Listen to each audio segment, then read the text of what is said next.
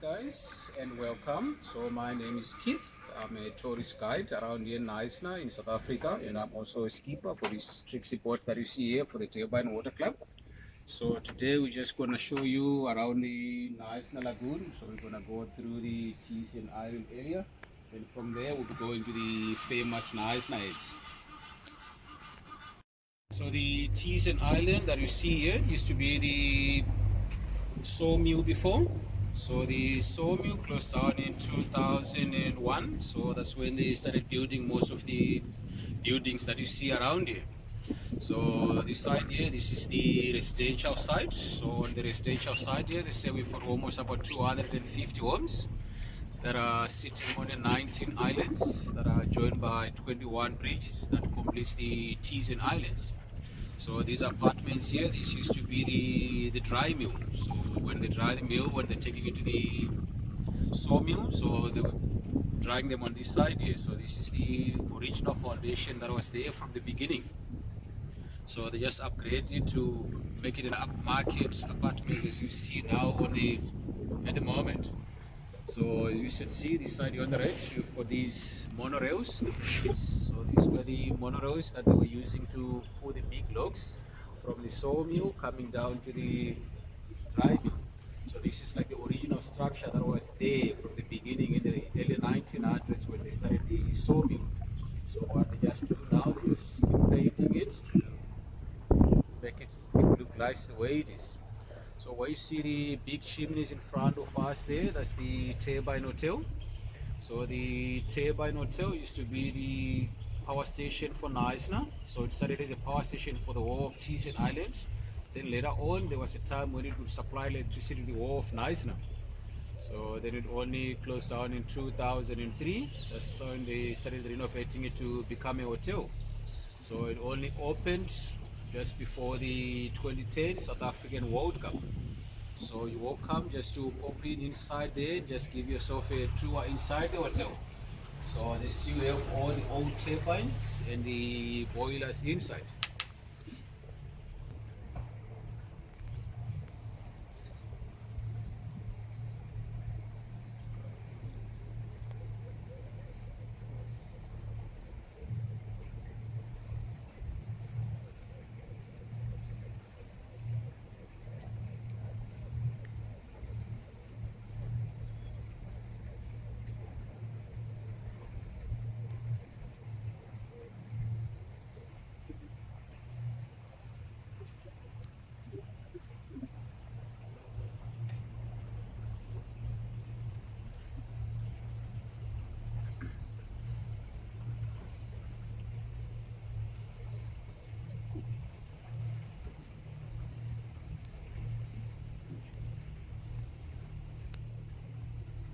Yeah. So the knysna lagoon here is also under the national parks. So the two buildings that you see in front, these are our Garden regional offices. So these are the guys who are in charge of all the Garden national parks. So inside the wooden building here in front, they have a small aquarium inside where you can go in and see some knysna seahorses. As you can see on the grass here, I've got these two black birds here with the red beaks. So these are the African oyster catchers. So they are also endangered, but they seem to be doing well on this side here of the lagoon. So they say these birds here, they can partner for life. So they do until death do us part. So they say they've got a lifespan of almost about 20 to 25 years. Red without. So the big black and white birds there on the grass, so those are the sacred ibis. So where you see here on this grass here, so this is more like an island here in the middle of the lagoon. So like now at the moment it is an outgoing tide, so we've got a tidal difference for 4 times a day. So after every 6 hours the water goes out, after another 6 hours the water comes back in again. So this is all the salt water from the Indian Ocean. So now at the moment we'll be having almost about 1.9 meters of water coming in, and also another 1.9 meters of water coming back in.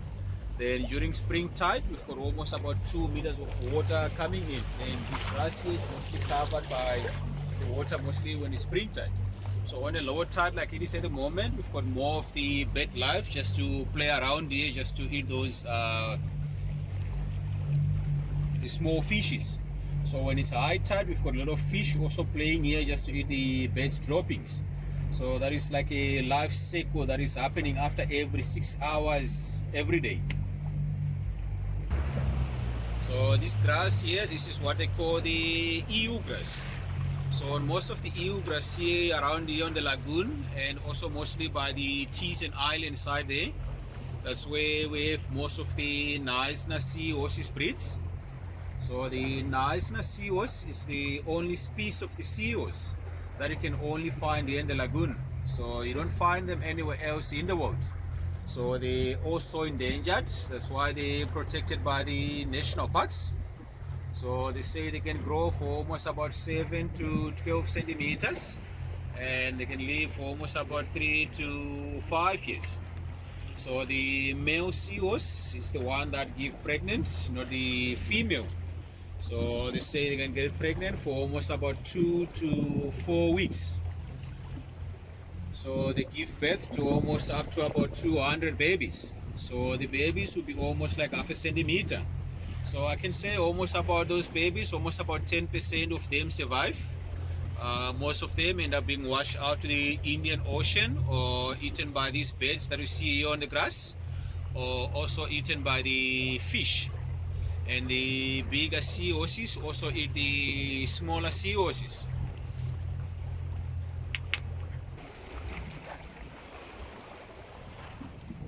So the Brenton Hill mountain here in front of us, it is also under the nature reserve. So these guys here, that is the guys that were lucky to have built their homes before it became a nature reserve. So now they're not allowed to cut down or trim down the trees or really do an extension to their houses. So what they can just do now, they can just keep maintaining the land they were maintaining before it became a nature reserve. So these guys, they have their own private road where you see the big trees up there at the top. So the name Brenton, they get it from the butterfly called the Brenton blue. So the butterflies, you can only see them here in this mountain. So you don't find them anywhere else in the world. So they say you can only see the butterflies mostly only in March and in September. Then for the rest of the year, it's hard to see them. So here in front on the beach, so we've got some Egyptian geese. As well as one of the oyster catcher there next to the Egyptian geese.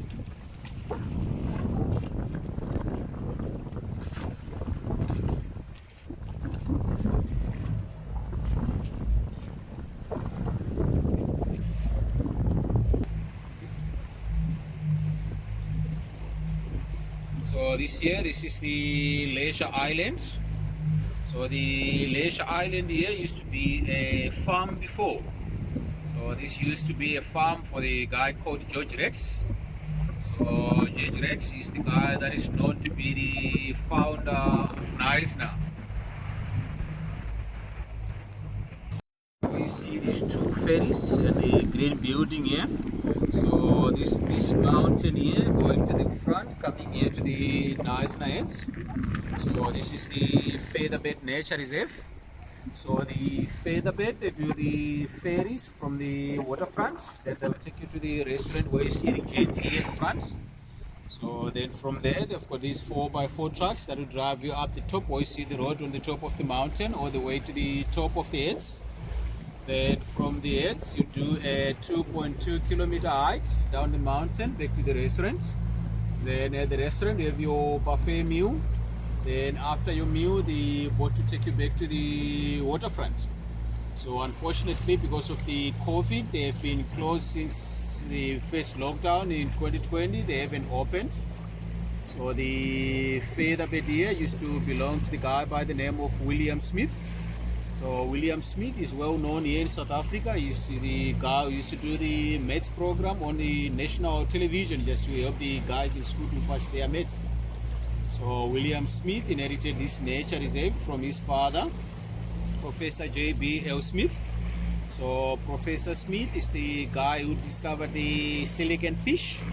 So some they call it the three-legged fish. So they say the fish was extinct for almost about 65 million years. So they say after he discovered the fish, then the government that time decided to give him this piece of the mountain as a token of appreciation for putting South Africa on the map. So Professor Smith and his wife, they also wrote the book called The Fishes of Africa, where they were just going along the African coastline and naming the fish. So on this side of the piece of the mountain here, what is some green here. So on this piece here, this is where they say they get the name featherbed. So they say the sailors used to come in the idea mostly when the sea is rough. So they used to say it's so calm like a bed of feathers. So from there, that's when they just picked their name featherbed. So this big black and white bird that just went underwater there. So that's what they call the white-breasted cormorant. So as you can see, go along. If you see more of them, then we'll show you again. So what you see this nice bridge here. So this is the walkway that is the walking back to that place where the back. Go to the corner of the mountain on the other side. Then from there you do a nice 2.2-kilometer walk down here on the right side of the water. You might be seeing some very nice coming here, or you might be seeing some seals jumping here in the lagoon.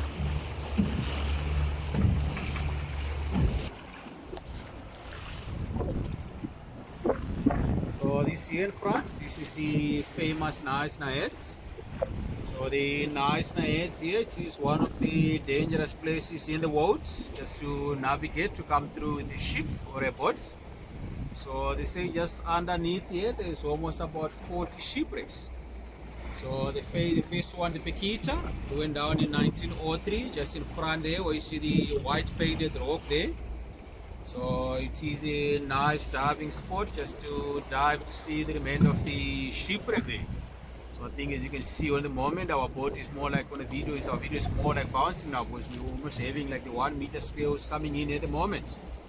So on a bad day, the swells that you're seeing in front of us there, so you'll be having almost about 4 to 5 meter swells of water coming in.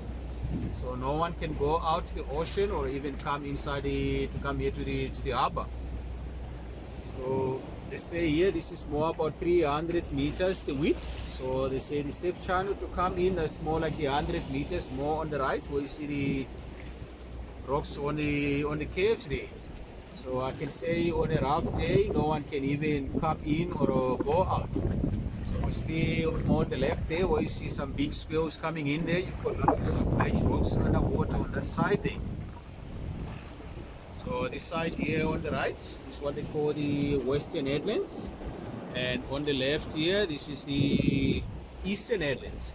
So as you can see up at the top of the mountain, where you see the house with the red roof next to that grey one there, so you might see some people walking up at the top there. So that's what they call the viewpoint. So that's the head's view. So if you decided to come through to knysna, if you decided you can do your boat cruise, once you're done with your boat cruise, then you can also take a drive up at the top there and view the heads from up there at the top. So there's a nice view area where you can walk to the other side where we can't see from down here, where you can also have the view of the Indian Ocean. So if you probably come around here during July up to September, you might be likely to see some southern right whales crossing over there on the Indian Ocean.